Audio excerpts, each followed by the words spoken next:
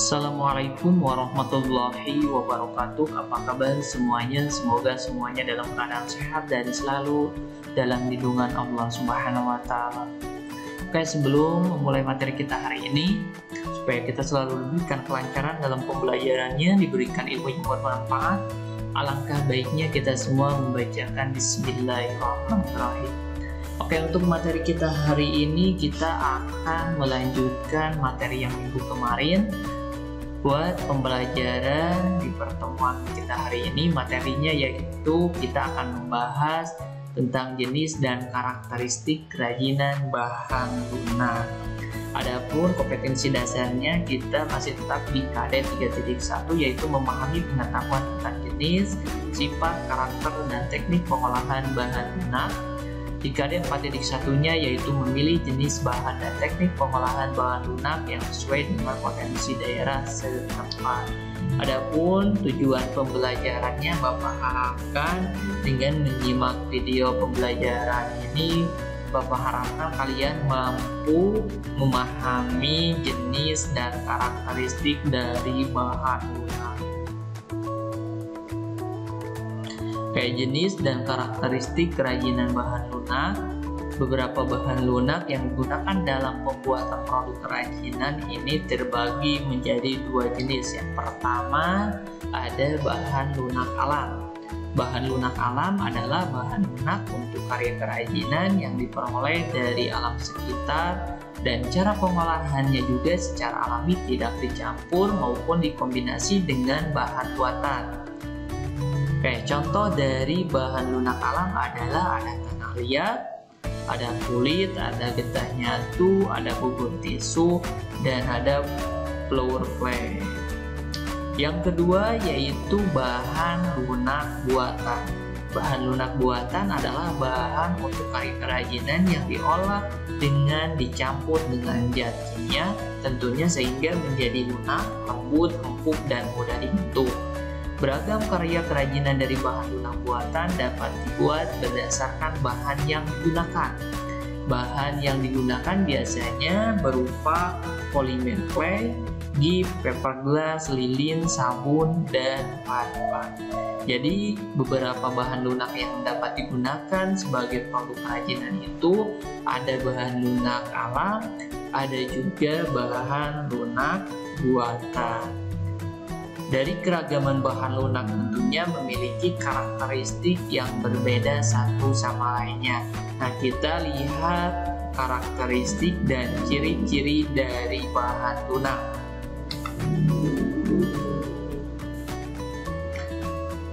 Yang pertama dari bahan lunak alam. Pengertian dari bahan lunak alam adalah bahan yang berasal dari tumbuhan dan bahan atau lapisan bumi yang bersifat lunak. Contoh dari bahan lunak alam tadi ada tanah liat. Nah, tanah liat ini memiliki warna yang beragam, tetapi semuanya merupakan warna natural tanah, yaitu coklat, ada yang berwarna coklat muda, tua, atau coklat keabu-abuan, serta coklat keputihan. Pernah melihat tanah liat ini yang warna coklat muda atau yang warna coklat tua, ada yang bercoklat keabu-abuan, pasti kalian pernah melihatnya ya. Oke, selanjutnya karakteristik atau ciri dari tanah liat ini. Agar mudah dibentuk, tanah liat ini biasanya dicampur dengan air. Nah, tanah liat mudah hancur jika tidak melalui proses pembakaran. Jika dibakar, jenis kerajinan ini disebut keramik. Adapun pewarnaan tanah liat dapat dilakukan dengan gralis. Itu ciri dan karakteristik dari tanah liat. Selanjutnya contoh dari bahan lunak alam itu ada kulit. Kulit berasal dari kulit hewan yang sudah tersamar sehingga mudah dibentuk. Nah, kulit ada yang berwarna hitam, putih, coklat, ataupun krem sesuai dengan hewan yang dikuliti. Kulit alami jika terbakar akan berbau sate, tentunya karena kulit ini hasil dari hewan, sehingga kalau terbakar akan berbau sate ya. Selanjutnya yaitu kulit tidak tahan air, jika terkena air akan merasuk. Itu karakteristik dan ciri dari bahan kulit. Selanjutnya bahan lunak alam, contohnya ada getah nyatu. Kita lihat karakteristik dan ciri-ciri dari getah nyatu itu. Getah nyatu merupakan getah dari pohon nyatu yang berwarna putih. Nah, warnanya yang putih memudahkan untuk diberi warna-warni. Warna yang digunakan berasal dari pewarnaan alam, sehingga warnanya pun natural, tidak secemerlang warna buatan.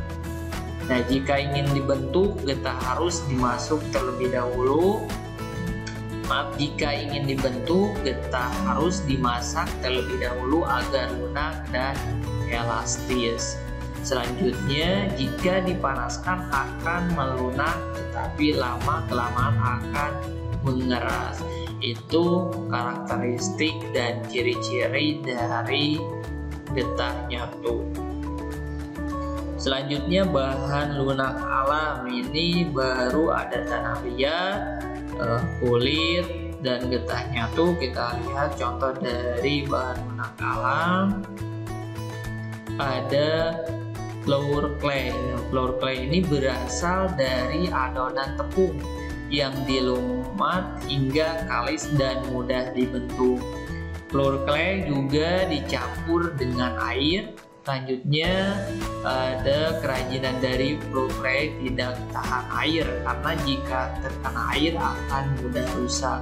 Jadi flour clay ini, bahan flour clay ini tidak tahan air, karena jika terkena air akan mudah rusak.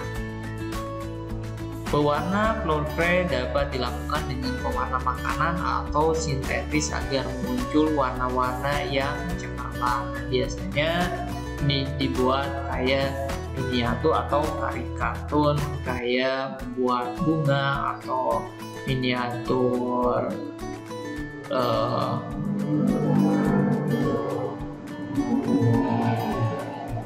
banyak contoh-contoh yang terbuat dari kerajinan flour clay ya.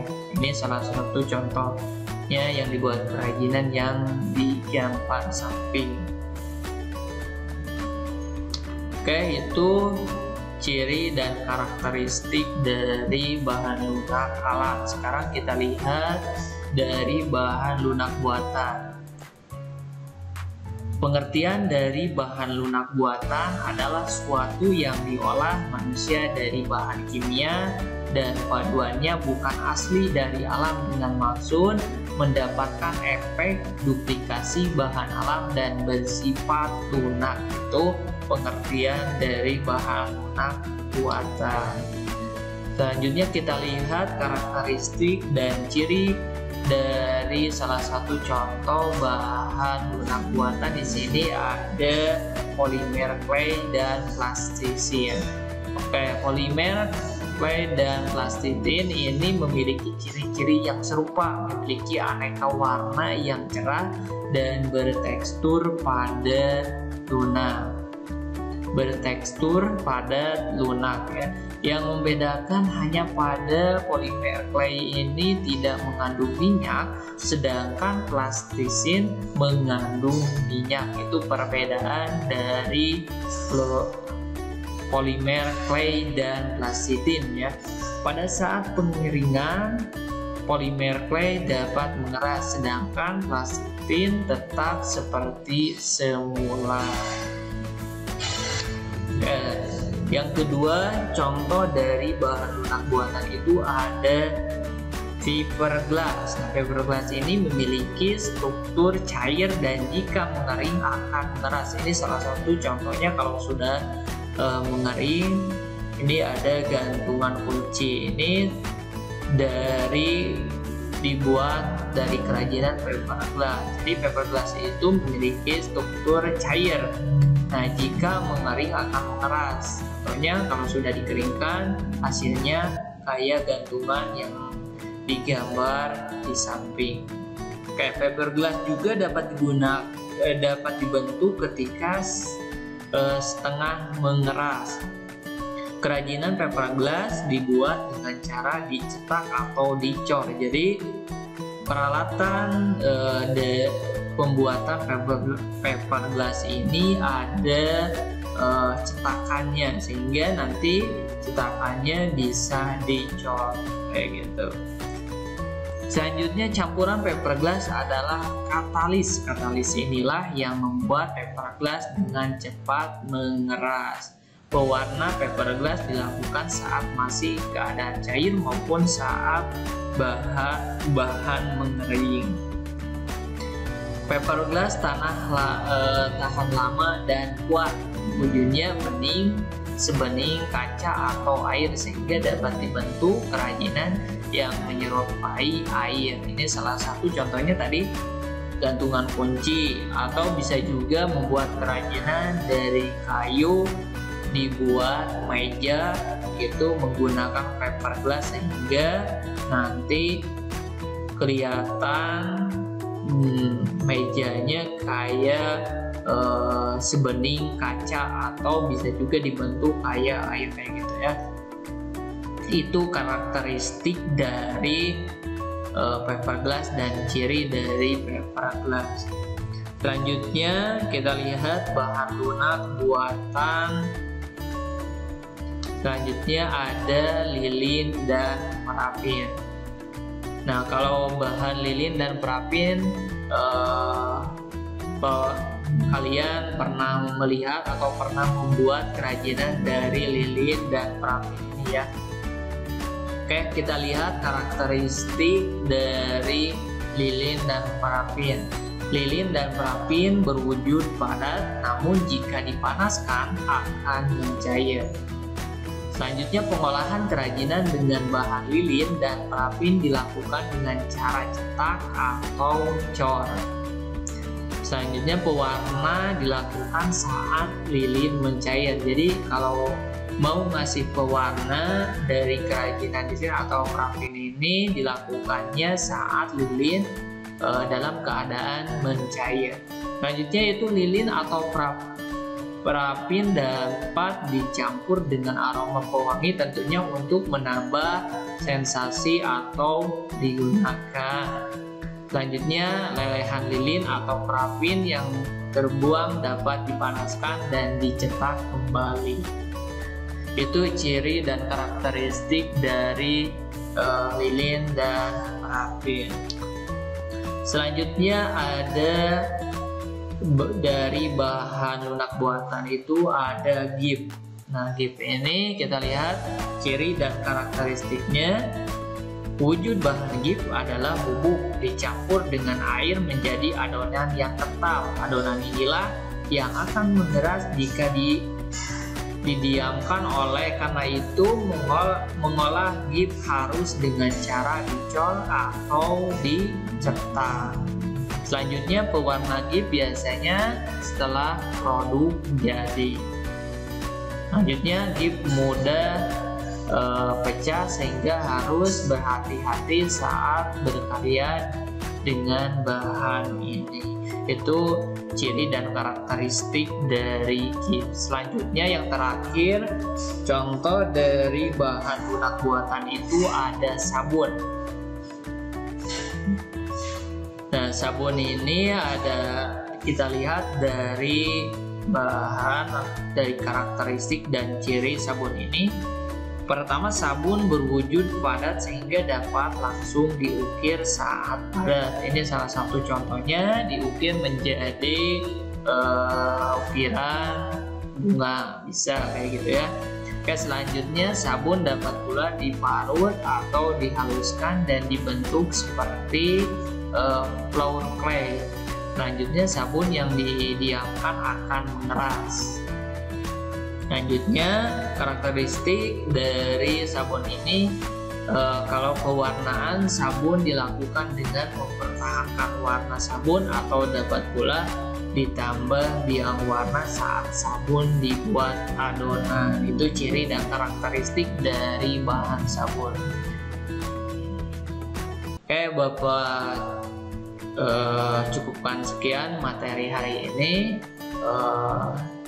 Bapak harapkan dengan menyimak video materi ini kalian dapat mampu memahami dari bahan lunak alam dan bahan lunak buatan, dan kalian tahu apa karakteristik dan ciri dari bahan lunak buatan dan bahan lunak alam ya. Oke, kalau ada pertanyaan atau ada yang mau ditanyakan atau ada yang kurang dipahami, kita bahas nanti di dalam WA ya. Oke, Bapak cukupkan untuk materi kita hari ini. Assalamualaikum warahmatullahi wabarakatuh.